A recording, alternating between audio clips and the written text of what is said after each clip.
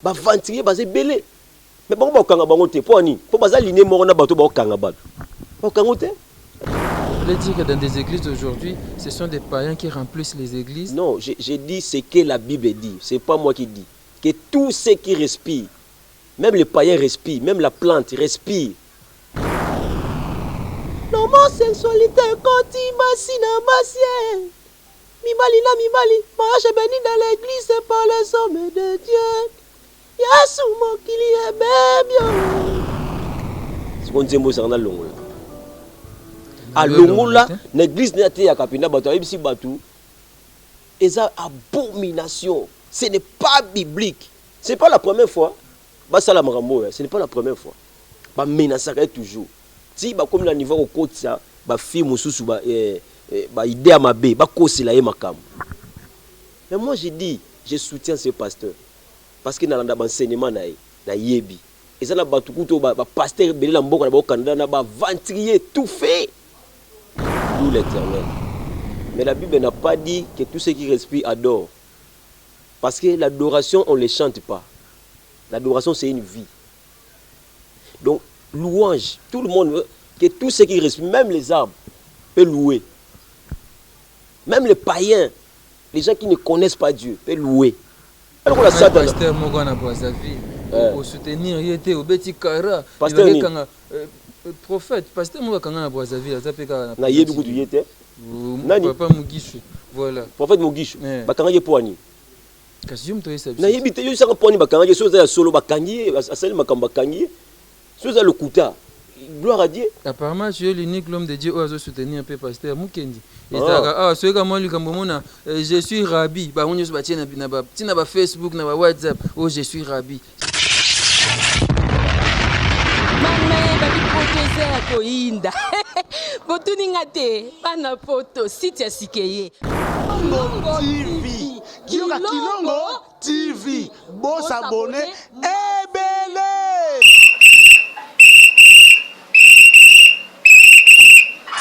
Kikaka leri nyoso kikaka mopepa sika tolima mopepa kalate mikolo solingi osabone obetika point Kilongo TV Kilongo TV. Bobeto be bokoto be na YouTube bobeto be Kilongo TV. Po Kilongo TV bokomona maijani. Wana bakata kate. Ngonga nyoso bokomona maijani na Kilongo TV. Wana nouveau né kasi aza grand. Grand nani Kilongo TV. Oh Kilongo TV oh. Kilongo TV zene moko ebotami ezamoke kasi avimba na kati Kilongo TV bokomona makambo ya minene mpo yasa ka viko le kabatunyaso Kilongo TV bisous bye. N'hésitez pas à liker la vidéo si elle vous plaît et si vous êtes nouveau sur la chaîne, n'oubliez pas de vous abonner et d'activer la notification pour ne rater aucune de nos prochaines vidéos. N'hésitez pas à liker la vidéo si elle vous plaît et si vous êtes nouveau sur la chaîne, n'oubliez pas de vous abonner et d'activer la notification pour ne rater aucune de nos prochaines vidéos. N'hésitez pas à liker la vidéo si elle vous plaît et si vous êtes nouveau sur la chaîne, n'oubliez pas de vous abonner et d'activer la notification pour ne rater aucune de nos prochaines vidéos. On commence. Mesdames, Messieurs, très chers internautes, vous qui nous suivez à travers le monde, bonjour et bienvenue à travers cette émission Moment d'adoration. Aujourd'hui, nous allons adorer parce que je reçois pour vous un adorateur, un vrai. Il adore le Père en esprit et en vérité. Il s'agit bel et bien de l'évangéliste Josué Mayala. Bonjour, Papa Josué. Bonjour, bonjour. Bienvenue. Merci beaucoup. Voilà, c'est avec lui que nous allons nous entretenir aujourd'hui. Nous allons parler de l'isolo et adoration. Adoration ezalaka nini? Nani na RDC parmi les musiciens chrétiens tokoloba azaki to azali vrai adorateur. Quand est-ce que tokolobela l'isolo est vrai adorateur? Et puis na église adoration ezalaka esika nini? Na culte adoration ezalaka wapi? Et le on a ende tokobeta lisolo lelo na osepela a introduire biso na loyembo moko ya malamu na etan lo loyembo adoration to bandaja ko adorer na papa na biso Mayala. Oh Jésus.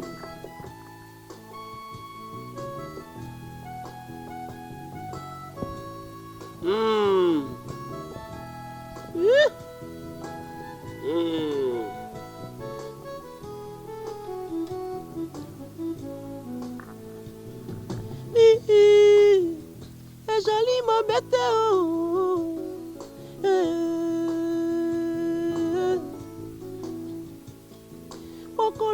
suka mokolo na somo mokolo na suka mokolo na pasi liboso na Yesu koyoka bakombo epai na Yesu epai na Yesu Yesu mokonzi mokolo monene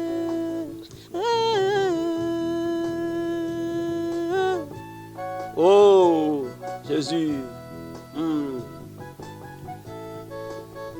koyana tonga na Nzambe ejali mabe te kojala paster ejali malamu kojala moyembi ejali mabe te yenga nyonso na eglize ejali malamu kasi mokolo na suka mokolo na somo liboso na Yesu bamingi kolela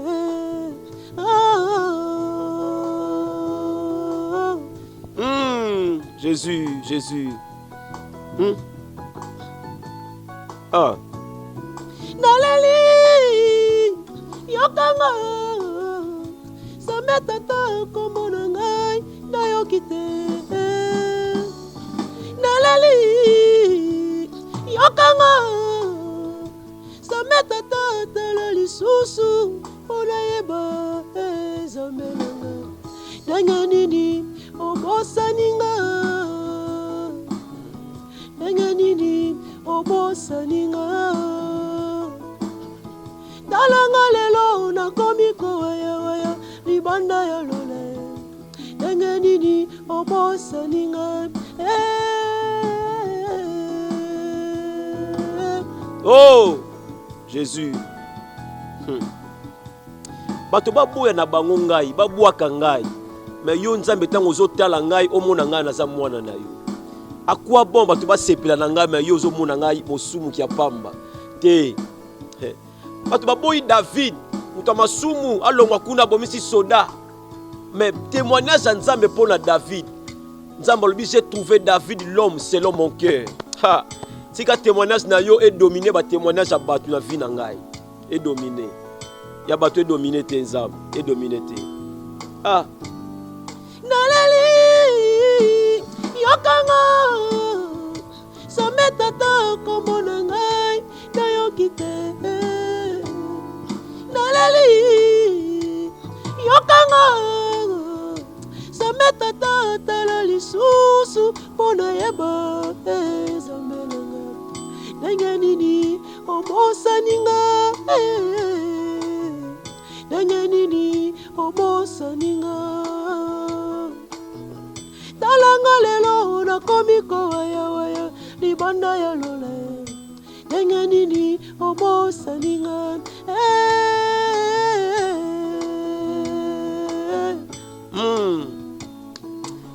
Merci. Merci. C'est avec lui que nous allons nous entretenir là. Et tant qu'on a une na kanisi susu, c'est wani bimaka, musique chrétienne eza musique ya matanga. Bato babeta musique chrétienne kana matanga, ezole lisa bato elelo.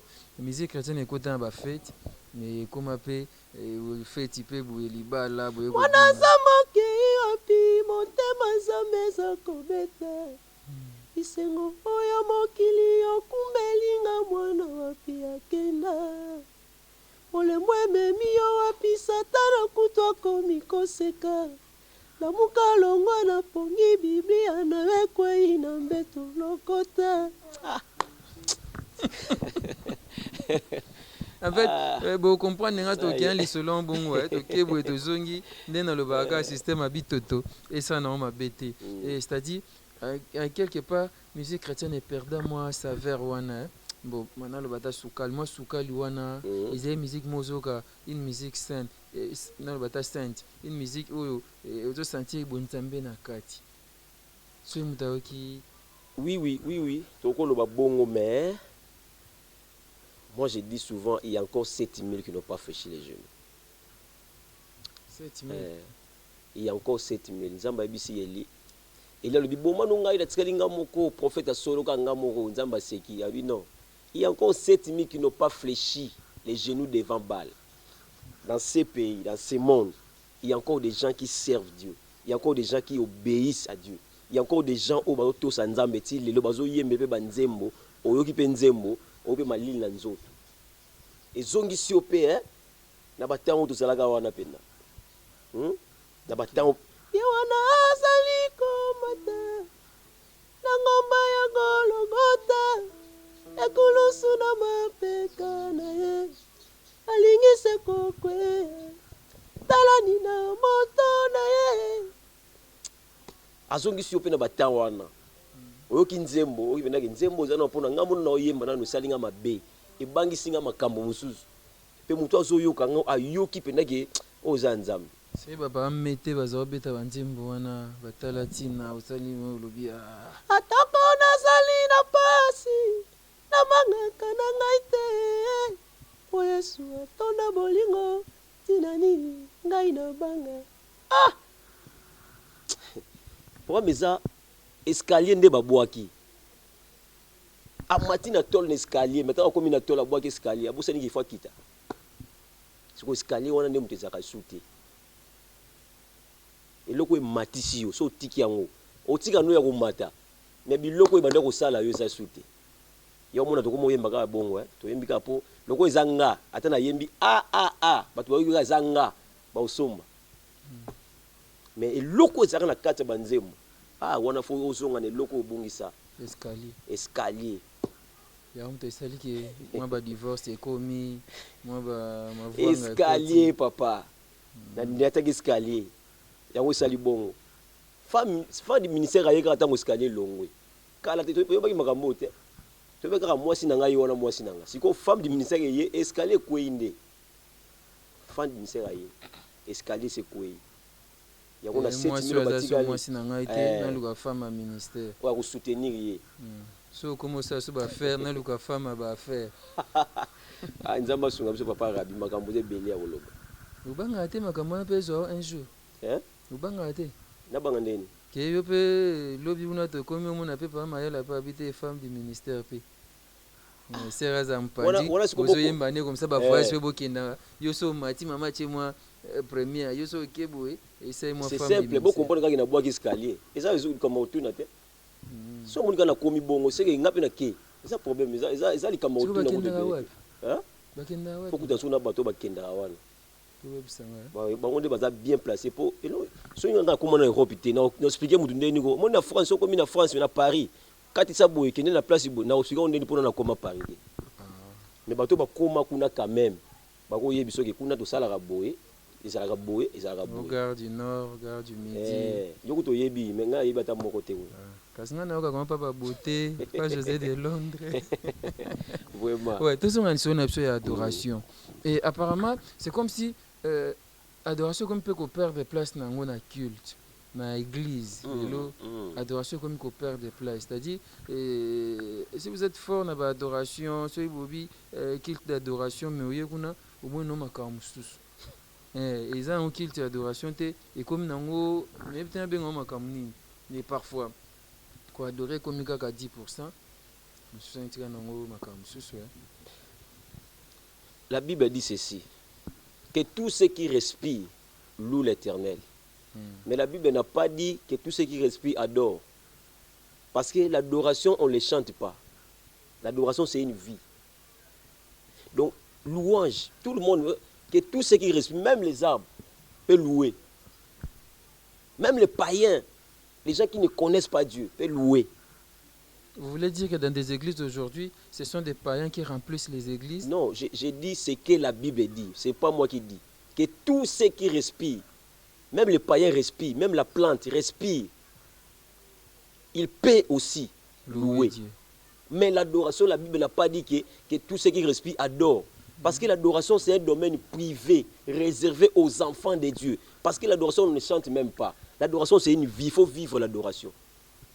L'adoration, c'est dire à Dieu ce qu'il est. Malgré que je n'ai rien, mais je dis à Dieu ce qu'il est. Donc je suis chrétien malgré tout ce qui peut m'arriver. Je suis chrétien, j'adore Dieu. Je vis ce que Dieu dit. C'est ça l'adoration. L'adoration, ce n'est pas ce que je chante. Non. J'ai une très belle voix, je chante l'adoration. Non, l'adoration, on le vit. Il faut vivre ce que Dieu demande. C'est ça l'adoration. L'adoration, ce n'est pas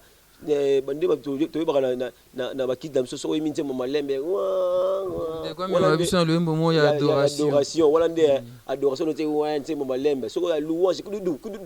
Non. Kester est mené à Louanzambe, à Yembela Nzambe, Nzembo.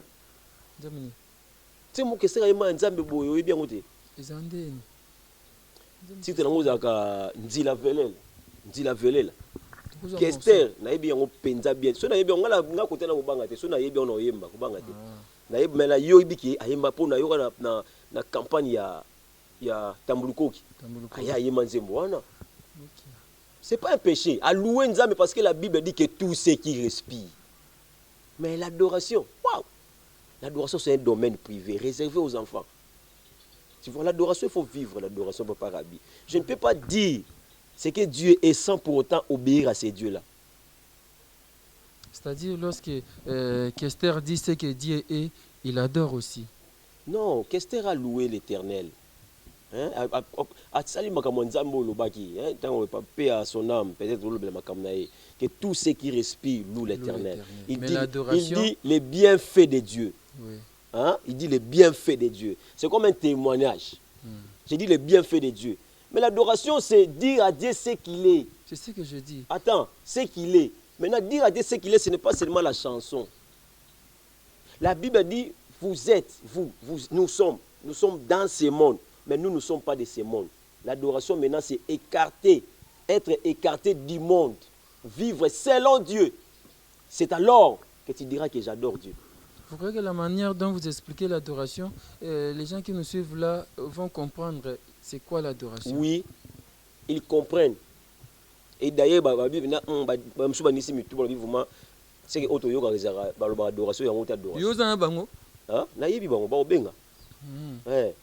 que la Bible lobby, des femmes prostituées, bon balé baba prostituées. Ba yel boso roi. Roi yebisi bango, moi no saka moko, yo solo ba mwana na yo, yo pozo bi mwana na yo. Comme ça on peut saka mbeli na sani. Na kata mwana ngo.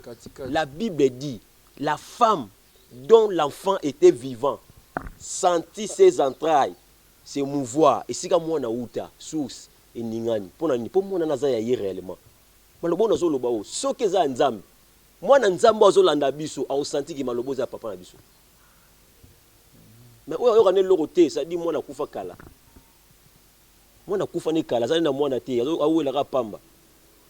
Dans l'adoration, c'est un domaine réservé aux enfants de Dieu. Dans l'adoration, c'est dire à Dieu ce qu'il est. Ce qu'il est, dire à Dieu ce. Tu vois, même attends la belle voix boy. Na yembi parce que dans ma personne voix boy na yembi adoration parce que même ce qu'on a battu ne mutu ba yo kango goût. Mais l'adoration c'est la nourriture, ce n'est pas la nourriture des hommes, c'est la nourriture de Dieu. Ouais. J'étais avec le pasteur Hervé m'avait dit lorsqu'on lui sert l'adoration, il nous donne la force. C'est ça, il faut d'abord, il goûte d'abord. La Bible dit Isaac avant de bénir son fils. Il a dit prépare-moi aimer comme j'aime. Comme j'aime, il a bien précisé. C'est-à-dire si l'adoration est chantée comme les hommes aiment, mais comme Nzamba Lingite, ce sont les hommes qui vont manger. Mais or l'adoration ce n'est pas la nourriture des hommes, c'est la nourriture de Dieu. Il faut préparer comme j'aime. Si on a préparé l'adoration, on a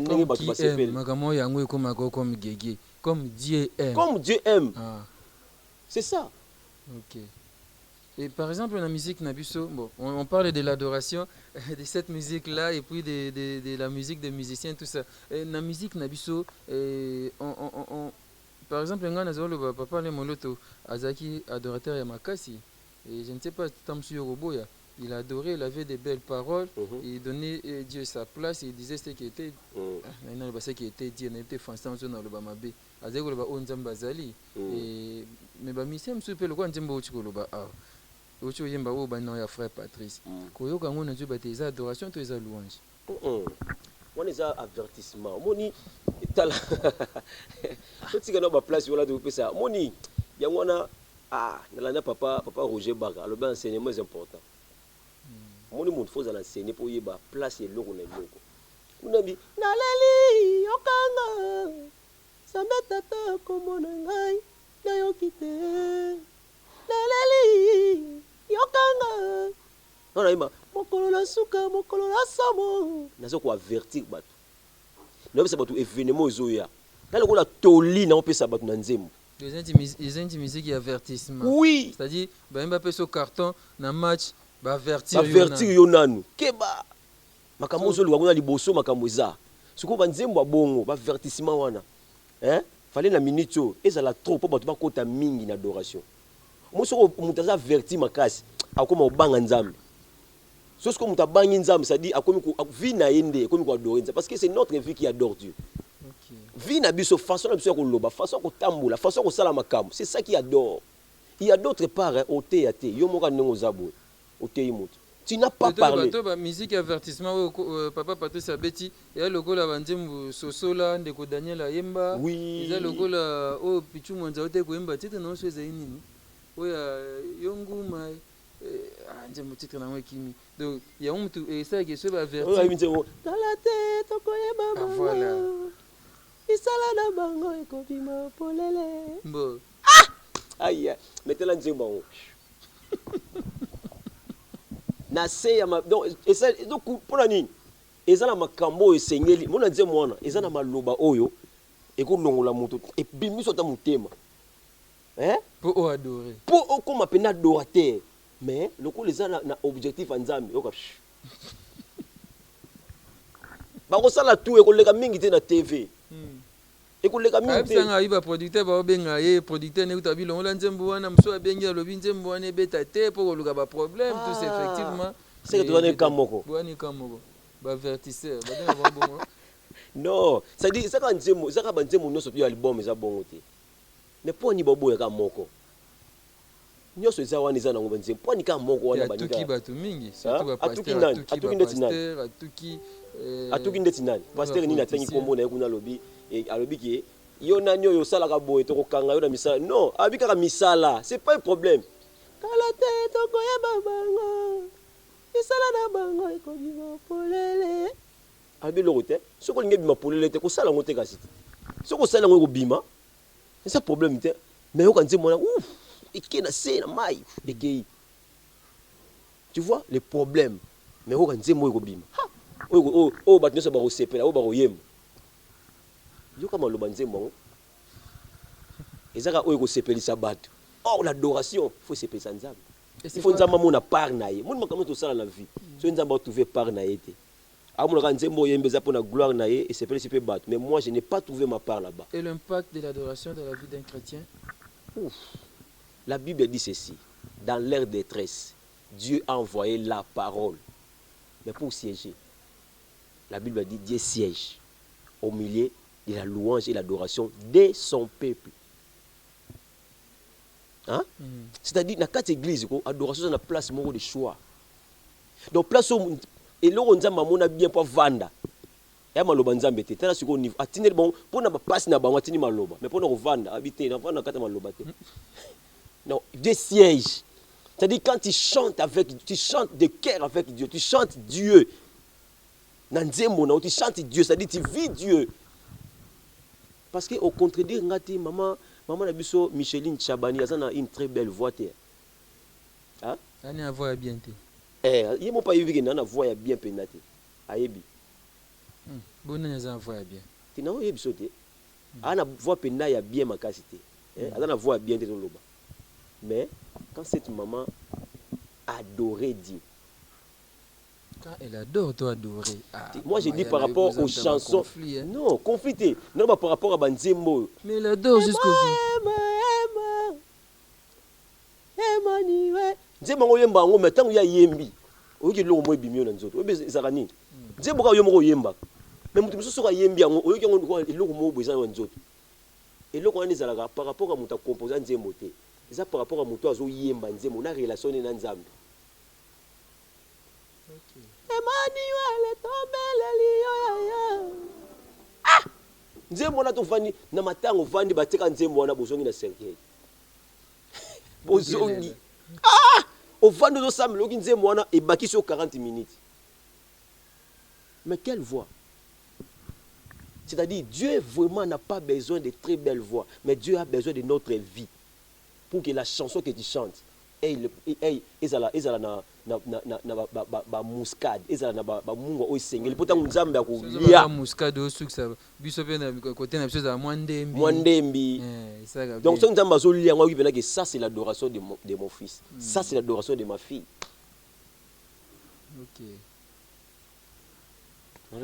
nalobi kaka napesika exemple moko mpona bakisa mibale te yakoma o alobaki na nani déjà na obi deya mama Micheline azali koadore bien bongo bandeko nini soso oyo badoraka mpe mwa bien oyo oyebi le problème sikoyo eza ngai naza sikoyo unité de mesure te en tant qu'adorateur naza na adormomètre te oyo natiaka bato yo oza koadore bien yo oza wana moto aza nango eza nzambe.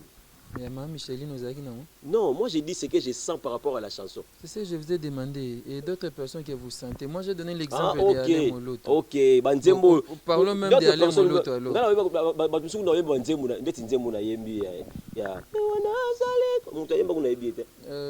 Comment on est nani? Monyo Luki. Banzembo quand même. C'est moi Kala. Nzembo Sani. Oui, quand même Nzembo. Tagete mani omelikenyo. Ya minoko mawa pe pasi olingi kokoma lisumu eloko oyo osala na yo te ya moto umelila bosantu ebanda moni yokoma lakini mais pas Patrice nzemune eza te pa Patrice ezali Sambe alinga bato na ye akangaki motema solo na mabe bato basalaki ye alimbisaki bato solo na makila na kolo Yesu olobi alingi Yesu ya kala nde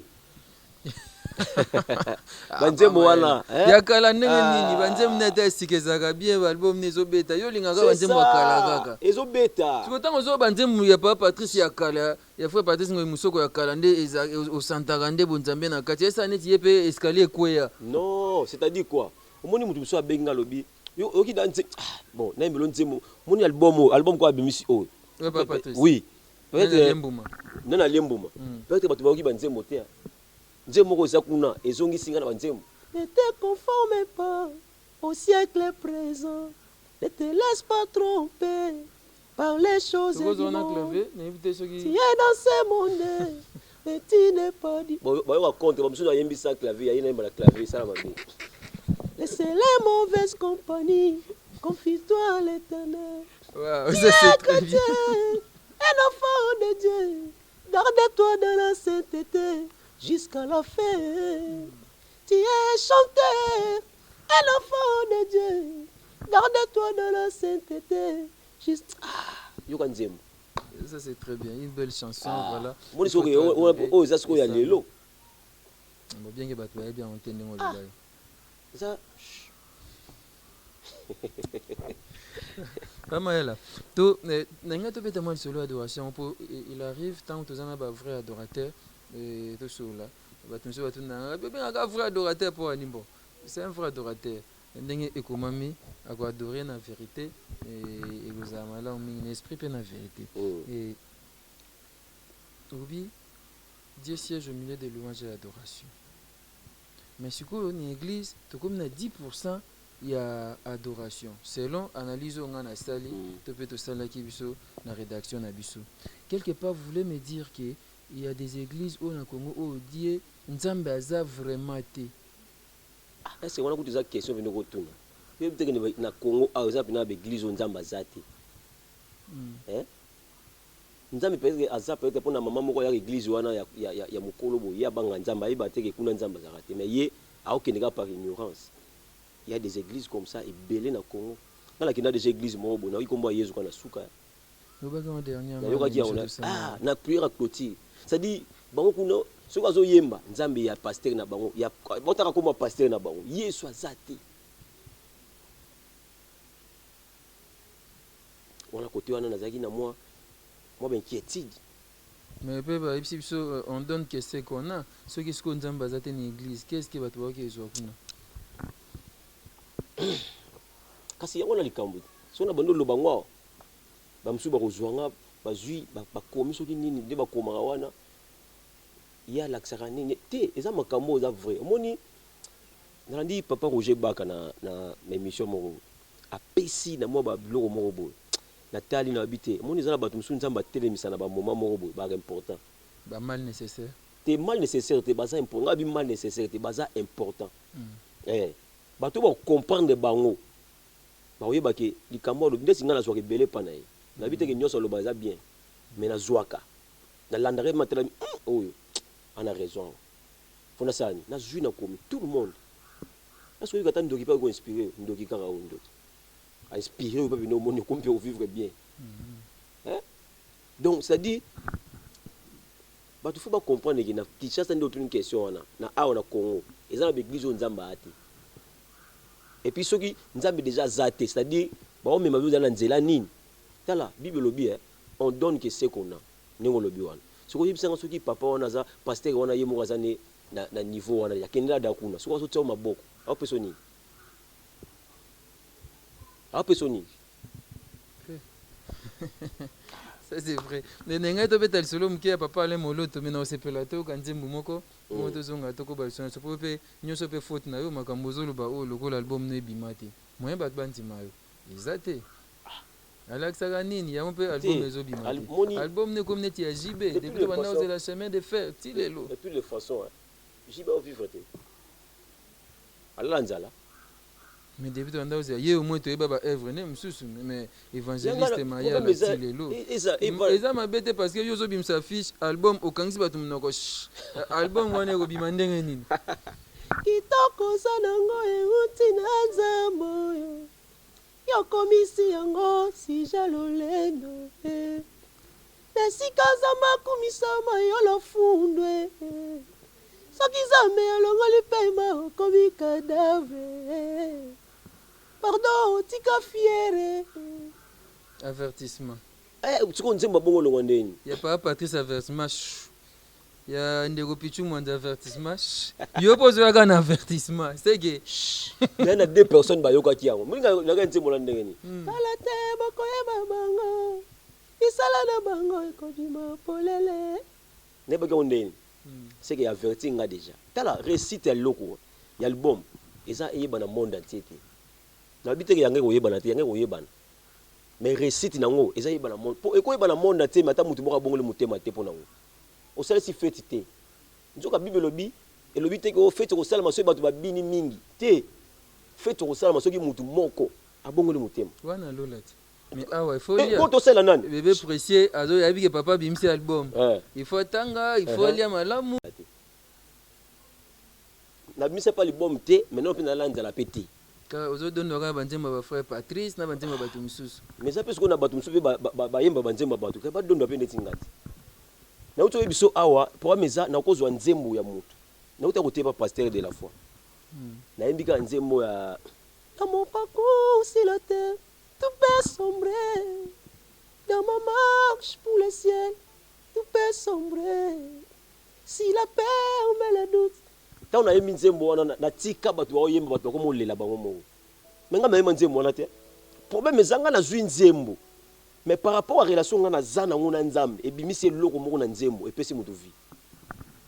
Ilo nous ozo na banzemba papa le moloto. Elo na regretaka na akufa na yemba ta nzembo le moto. Nanda ko loba nzambe sala nga ngolu na yemba composition papa o. Apekisa ode? Hein? Te composition dit a composer a pesinga na yemba. Monde na composer a pesi bato. Ngapela na ozela ngosiko na koma a composer mais malheureusement a koma te mais atana mwana ne moko na ko bénéficier. C'est un papa oyo. Bon. A garder d'abord témoignage nae hein a salela nzambe na kimia nyonso a garder témoignage nae a kufi nango na escalier nae aïe a kufi na escalier papa na escalier na ya kufi na escalier a longola escalier te a matin na yepe po ba groupe nyonso to za na Congo groupe za lokola groupe adorer l'Éternel na mitone loba mais tant papa le zalaka groupe za lokola yango za te. Tu sens l'organisation, tu sens les sérieux. Hein? Non. Ah, tika papa. On a papa moko. Même si on a longueur dans la vie à battre. Naïbité, je ne crois pas. Je ne crois pas qu'il y a imposer style naïe. imposer un style. Yo nani osala kito ye manze monede. Yo nani kiti ni osala masa ye manze monede. Avant de citer tu un morceau en disant moko atana clavier to kansa. Papa allait moloto. C'est moi linga mingo yembele nga. C'est moi. Voilà, on passe à Papa Alain Moloto qui nous a laissé déjà parti. On adore les dieux vivants, les créateurs du ciel et la terre.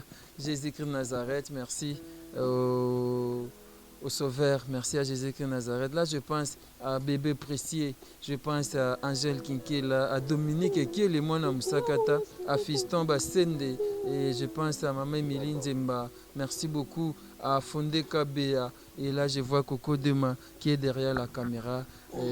Suivons cette chanson de Papa Alain Moloto. Ok. Moi aussi, ce qui mène à nous. Après, ça fait mbote nangai. J'ai dit déjà un grand merci. Des gros bisous à ma femme de la maison, ma femme de carrière, ma femme du ministère. Ayemora. Maman Galvani Timba. Je l'aime beaucoup. Donc on a ligné tellement trop. Moto andimanga tant aux anons la papa. Donc mon enfant, mon amour encore une fois de plus, bébé précis à Tibou. Zamba pa mola bango azala sala bango ke onga na mona te ya moni sangango. Ya moni sangango. Donc si wana. Ouais. Kolo telemina na kembo, mikela mubiso bifukama, masiya nanga zala bomo. Laina ninga na tina nini? Ata mabele fungwa mimi paina telemina bangateo oya siminga za makasi kombo na ye Yesu Kristo ata mokile boyi kondima oya lobi Aïe na kanti maloba lobaka un jour Congo yo ba ko livre ngo panza aïe fallait papa wazala fallait zala po na lobelo mo me Kolo telemina na kembo mikela mubiso bifukama masiya nanga zala bomo ngai nani ngai na tina nini ata mabele fungwa mimi paina telemina bangateo oya siminga za makasi kombo na ye Yesu Kristo ata mokile boyi kondima oya lobi nde yango ekosalema mpona nga osungi na nga zali kosala na banga nini. Ah, Jésus. Ajali kosala na banga nini. Merci beaucoup. Merci. Azali kosala na banga nini na kobanga te poye soki atelemi na kembo bikela munyoso. Ah. Kumbamela. Et ça c'est très bien. Merci beaucoup. On a pensé à Papa Alain Moloto, que son âme repose en paix. Ape manena kimia. Yambote to si sanabiso yebsanga nanu. Nayoki pasteur moko na Canada, n'a pas pasteur makambango. Yesusu abungsi escalier. Et pasteur, c'est comment les noms Coco? Mukendi. Ah oui, pasteur Mukendi à Canada. Na Canada. Ah ok. Oh non, j'avais suivi ça. Nalandara Maté Anaï. On a un problème. Il est parmi les rares pasteurs Oyo. Télémé le gouvernement canadien. Donc le gouvernement qu'on a signé na bango homosexualité. Donc ça dit moi c'est encore bala neve moi si mon bal pas ko bané mobal. C'est qu'on y est dans son église. Bon, asa parmi les rares pasteurs Oyo télémé la pena gouvernement na Canada. Ça dit Canada est signé déjà que l'homosexualité ça permis. Ba ko bala na bango moi si mobal na angaye. L'homosexualité koti basi na basi. Mibali na mibali, mariage béni dans l'église c'est par les hommes de Dieu. Yasu mokili ebebio. C'est qu'on nzembo ça na longola. A longola, l'église n'a été ya kapina bato ibisi batu. Eza abomination. Ce n'est pas biblique. Ce n'est pas la première fois. Ba sala makambo, ce n'est pas la première fois. Ba menasaka toujours. Si ba comme la niveau au côté ba fille mususu ba idée à ma bé ba kosi la makam.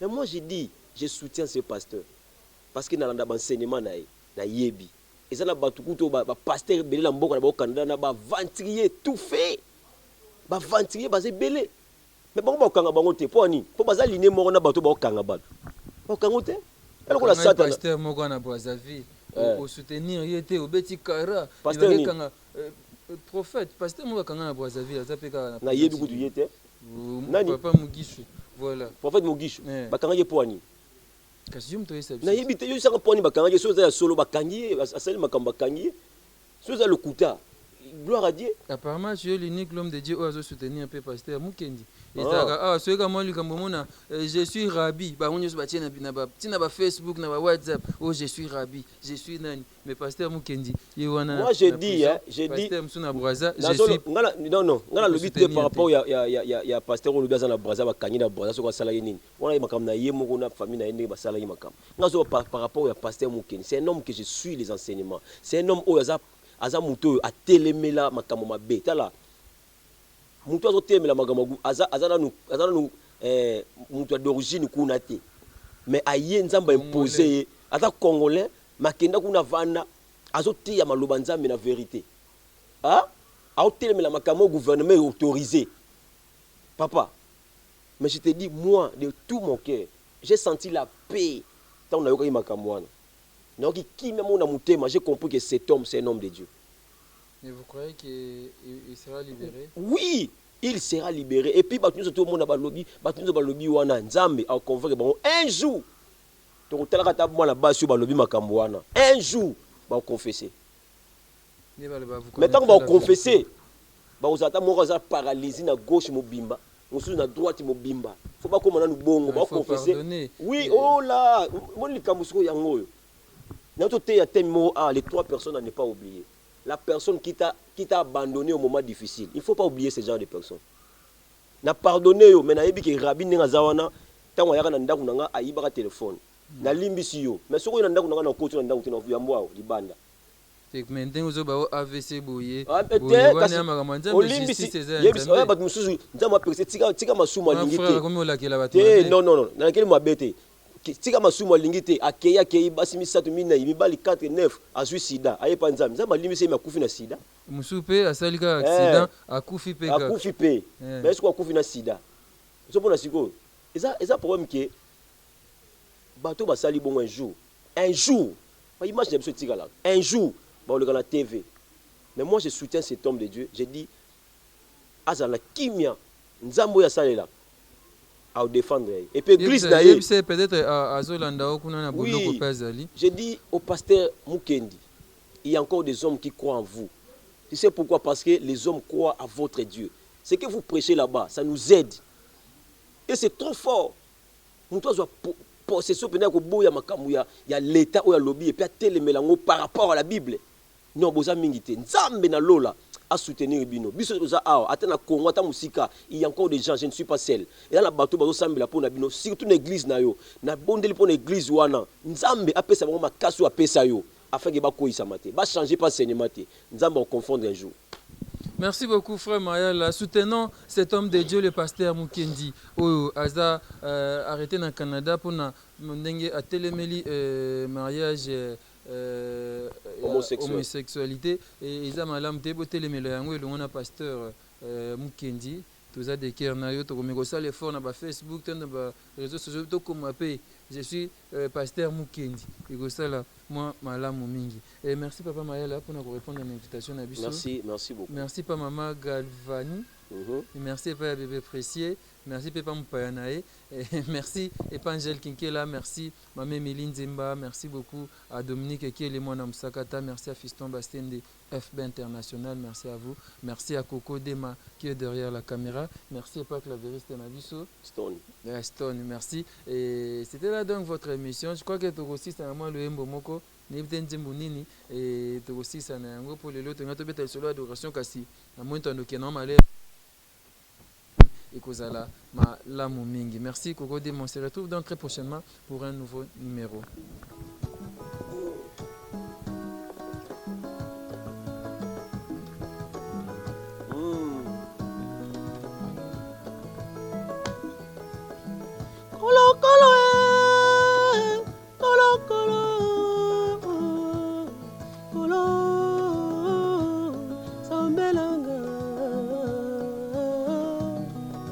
paka bozoka so na lobby yoka na biloko do bimala nzembo yoka nzembo tanga ye. Oui, avec l'argent, tu peux acheter un diplôme, mais pas l'intelligence. Oui, avec l'argent, tu peux avoir des habits, mais pas la santé. Oui, avec l'argent, tu peux avoir un villa, mais pas le paradis. Colo, colo, colo. Voilà, merci beaucoup. Colo. Merci vraiment. Merci. Merci beaucoup, merci. Merci. N'hésitez pas à liker la vidéo si elle vous plaît et si vous êtes nouveau sur la chaîne, n'oubliez pas de vous abonner et d'activer la notification pour ne rater aucune de nos prochaines vidéos. N'hésitez pas à liker la vidéo si elle vous plaît et si vous êtes nouveau sur la chaîne, n'oubliez pas de vous abonner et d'activer la notification pour ne rater aucune de nos prochaines vidéos. N'hésitez pas à liker la vidéo si elle vous plaît et si vous êtes nouveau sur la chaîne, n'oubliez pas de vous abonner et d'activer la notification pour ne rater aucune de nos prochaines vidéos. On commence.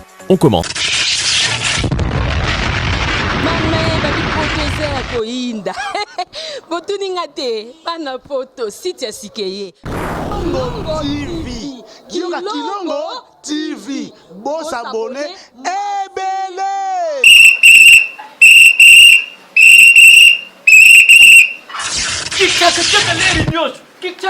mopepa sika tolima mopepa kala te mikolo solingi osabone obetika point Kilongo TV bobeto be bokoto be na YouTube bobeto be Kilongo TV po Kilongo TV bokomona maijane wana bakataka te ngonga nyoso bokomona maijane na Kilongo TV wana nouveau ne kasi aza grand nani Kilongo TV oh